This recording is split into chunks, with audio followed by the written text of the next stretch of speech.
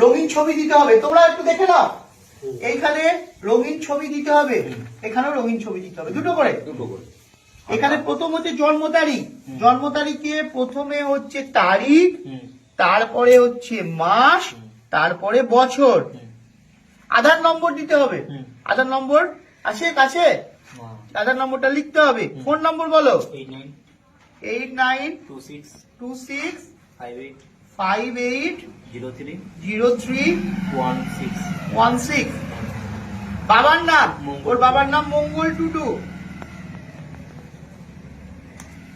এখানে বাবার ভোটার কার্ডের নম্বর লিখতে হবে। মায়ের নাম মিনতি টুডু। কিছু আনতে হবে না, মিনতি টুডু। স্বামী স্ত্রী তোমার নেই।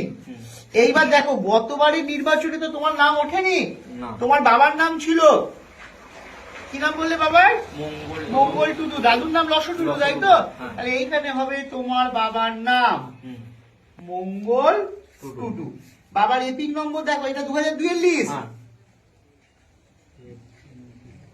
FNB 17111। এবার আত্মীয়ের নাম, মানে মঙ্গল টুডুর আত্মীয় কে ছিল এখানে? লস টুডু। লস টুডু মঙ্গল টুডুর কে হয়? বাবা। তখন জেলা ছিল বর্ধমান, পূর্ব বর্ধমান লিখবো না, শুধু বর্ধমান। রাজ্যের নাম লিখবো পশ্চিমবঙ্গ, বিধানসভা লিখবো জামালপুর। এই নিচেরটা 2002 সালে, এই ওপরেরটা 2025 সালে। এই যাদের 2002 সালে নেই, কোনো আত্মীয় বাবা মা কারুর নাম নেই 2002 ভারতবর্ষের কোথাও, তাদের এটা কিছু করতে হবে না। তাদেরকে নির্বাচন কমিশন পরবর্তীকালে চিঠি করবে, তখন তাদেরকে বলতে হবে কি কি ডকুমেন্টস জমা দিতে হবে, সেইটা এই পিছনে লেখা আছে। এই ডকুমেন্টস গুলো জমা দিতে হবে তখন। এখন কোনো ডকুমেন্ট দিতে হবে না, এখন শুধু রঙিন ছবি দিতে হবে আর আধার কার্ডের নম্বরটা একটু মিলিয়ে দেখে নিতে হবে।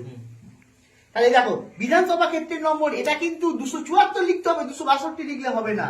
এটা 2002 যা ছিল 274 ছিল, এখানে 25।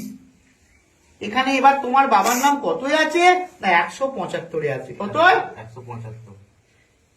আচ্ছা, কাপু টুডু তোমার ঠাকুমা ছিল, উনি মারা গেছেন তো? এইটা হয়ে যাওয়ার পরও এখানে একবার তোমার নাম লিখে দিতে হবে, কৃষ্ণ টুডু। 2002 তোমার এপিক কার্ড হয়নি, লেখার দরকার নেই। আত্মীয়ের নাম মঙ্গল টুডু, সম্পর্ক পিতা বা বাবা, জেলা বর্ধমান, রাজ্য পশ্চিমবঙ্গ, বিধানসভা জামালপুর। নিচের কিছু লেখার দরকার নেই, যেহেতু তোমার নাম হয়নি। এইটা দেখে দেখে এটা একই ফর্ম, ফর্মটাই ফিল করতে হবে। যদি কিছু সমস্যা হয় আমার কাছে যাবে, 4 দিন পরে যাবে, আমি ফর্মগুলো বিলি করে নিই, তারপরে যাবে, আমি বুঝিয়ে করে দেবো। বোঝা গেছে?